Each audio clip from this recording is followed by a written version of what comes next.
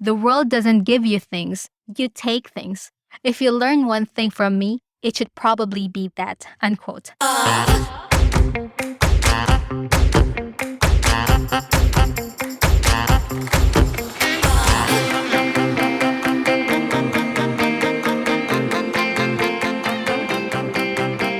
Hey there, Zesty. Welcome to the Gleeful Talkshow, where we share zesty stories to cultivate the happiness and hero within. If you haven't already, please follow or subscribe to the show wherever you get your podcast. You can also follow us on our socials. That's at Gleeful Talkshow on Twitter, YouTube, and Instagram.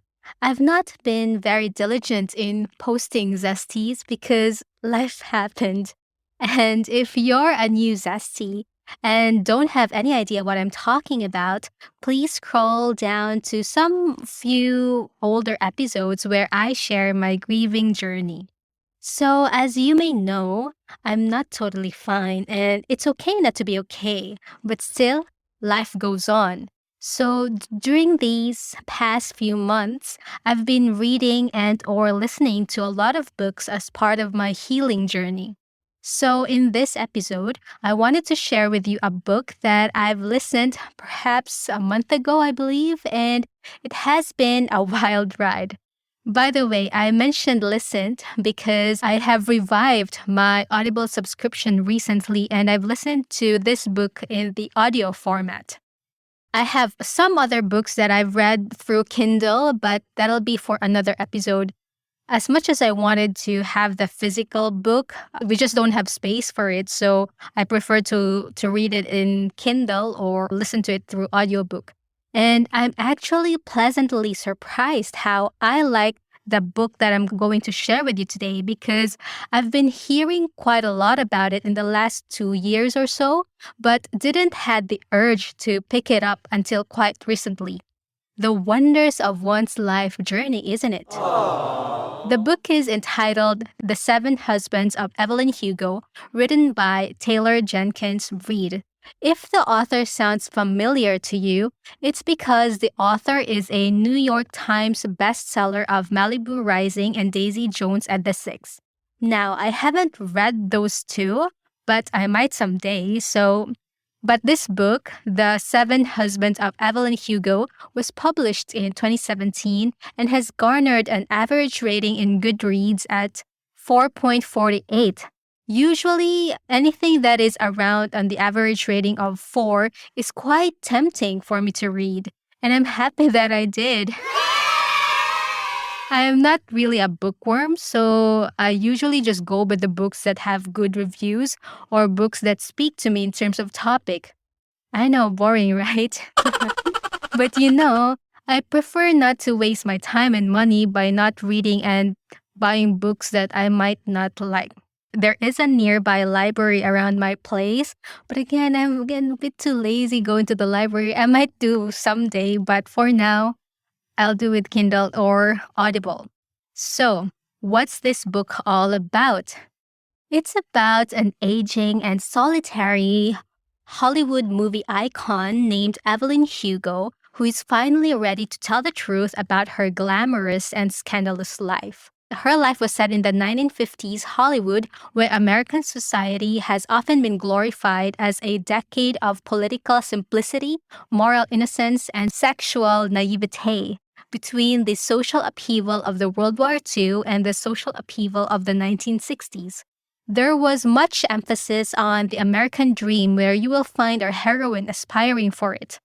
This was a time when the Hollywood film industry played a complex role in the idealization and naturalization of dominant ideologies such as traditional gender roles, suburbanization, and consumerism. This book presents how these ideologies transpired during that period.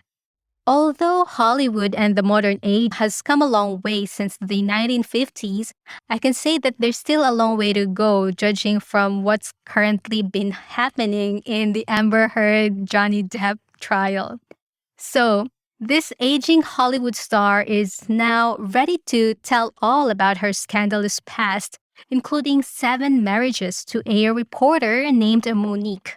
Monique is in the present day, listens in fascination as the actress told her story from making her way to LA in the 1950s, her iconic roles in movies, and to her decision to leave show business in the 80s. Monique at this time was not really a coveted reporter, so you'll be left wondering why the iconic Evelyn Hugo chose her to write her biography. If I would have been reading this book, I would say that it's a page turner. But I was listening to it through audio, so I'd say chapter turner? I don't know. But these were one of those rare books that I listened to while I cleaned the house. I normally just listen to books where I travel to work, but this is different.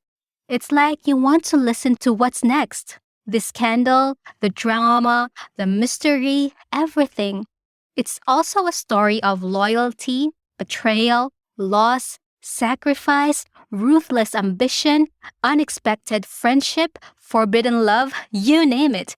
Yes, Zesties, forbidden love. And the answer might surprise you. And even if maybe on the first few chapters of this book, it kind of hinted where it's going, it's just really the tip of the iceberg. And what I realized when I read it is that even though it's about that, the mysterious that, but it's not entirely about that. It's multifaceted, it's touching different important topics, not only in Hollywood, but as human beings of this world. So I'd say multi-dimensional or all multi you can think of. That is this book. Although this book is fiction, you can't help but think this sounds so real. It's like molded from a real Hollywood star's life. And it's quite easy to forget that even though this is a story of someone creating her own memoir, but the memoir is actually not real. Funny, isn't it? But there's a caveat to that because it's widely known actually that this book is loosely inspired from the real life of Hollywood actress Elizabeth Taylor, who was famously married 8 times to 7 different men. Okay. And I just couldn't get the 8 and 7 men. So anyway, without really spoiling you what it's about, here are some of the quotable quotes that would leave you wanting to read this book.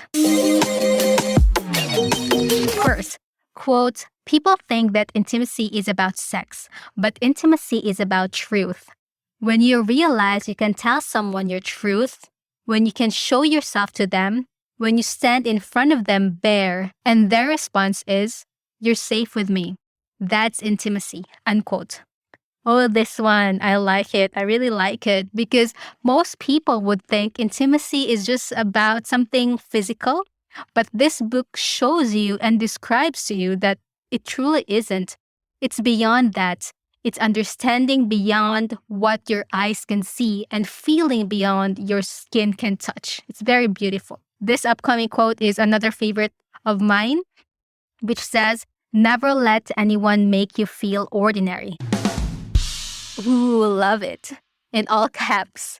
The book really shows that no matter how beautiful, how sexy, how revered you are, you can still be insecure.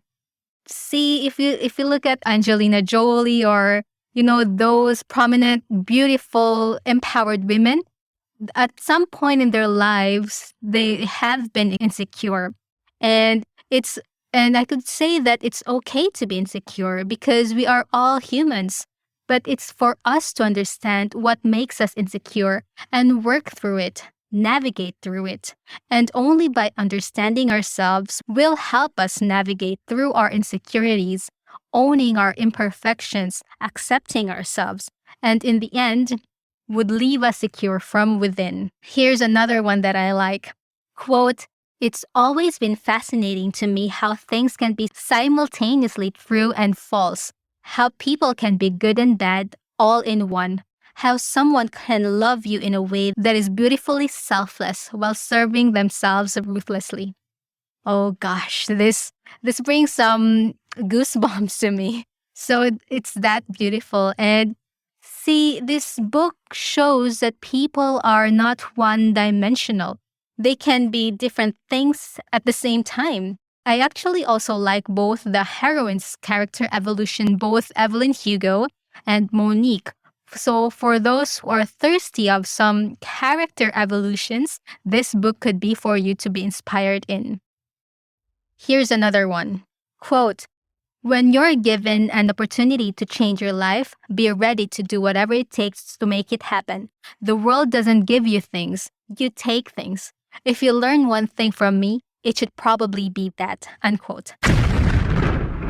This for all my ambitious zesties out there. I mean, come on, don't take this literally, okay? Don't think that it is taking something from someone and etc. Please read it in context. So, Evelyn Hugo was a very ambitious person, and when you read this book, this would somehow wake your sleeping alter ego, the determined, the motivated, and the fierce version of you. So, if you're already fierce and motivated, this would somehow remind you to keep doing what you do. Here's another one. Oh, this one is really, really good. I never run out of quotes from this book, do I? Quote, make them pay you what they would pay a white man, unquote. Yes, folks, she said it. As a person of color and identifying as a woman living in a white-dominated first-world country, this is such an explosive comment and I really love it. And this line tackles on two important things about race and about gender.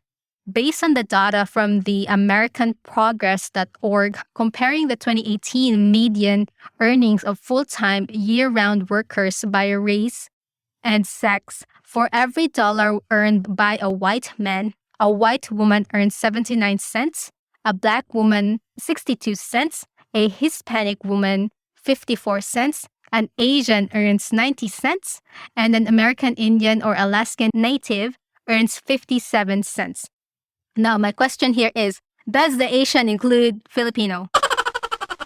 Because I, for one, received such kind of discrimination back then when I was working in Dubai, but this data is from the US Census Bureau, so maybe that's why. I have looked into further detail as well on the subdivisions of Asian descents, and there was also a wide wage gap within Asian descents whereby Nepali women earn 50% or 50 cents. And also people living intersectional realities such as transgender women and immigrant women also experience the compounding negative effects of multiple biases on their earnings. So that explains it, folks. Now, Zesties, this was quite a rabbit hole, this wage and gender gap. So I'm not gonna dig through it for now. But yes, I gave you a bit of overview. And so back to the book. Yes, this book again, this is a phenomenal book. And I would rate this probably 4.8 stars. 4.8 stars. Okay, why not 5? Just because. Anyway, it's such a page turner, multi-dimensional book that unravels the mystery behind an already open book life of a Hollywood star. And I also read that it's being adapted to a film by Netflix, so I'm very, very excited. And I didn't read the book because it was adapted to a film. I just read it even now while I'm doing this episode, but it's very exciting to see the book in movie format. And if it's gonna be Netflix film treatment, at least I can enjoy it in the comfort of my own home. A few moments later. So there you go, Zesties. The 7 Husbands of Evelyn Hugo. Will you read it before the Netflix film or you're just gonna watch it on Netflix? Before we end this episode, please don't forget to subscribe, rate, or leave a comment on the show on your favorite podcasting platform, and it will truly help this show a lot. If you have episode recommendations, please feel free to drop me a note on my socials or to gleefultalkshow@gmail.com. I've slightly changed the format of these shows if you may have noticed, Zesties. We're always evolving, aren't we? So I'm covering more zesty stories through my own observations, experiences of my friends or people I know, topics and things that help cultivate my inner hero within, and things around that. And so expect more personal and more relatable topics on the future episodes. So if you haven't read the book after listening to this episode, Is there any chance you will read it? If you've read it already, what do you think of it? Let me know in your comments. And so I'll leave you with another awe-inspiring quote from this book. Quote, "My mother raised me to be polite, to be demure. I have long operated under the idea that civility is subservience, but it hasn't gotten me very far, that type of kindness. The world respects people who think they should be running it." Unquote.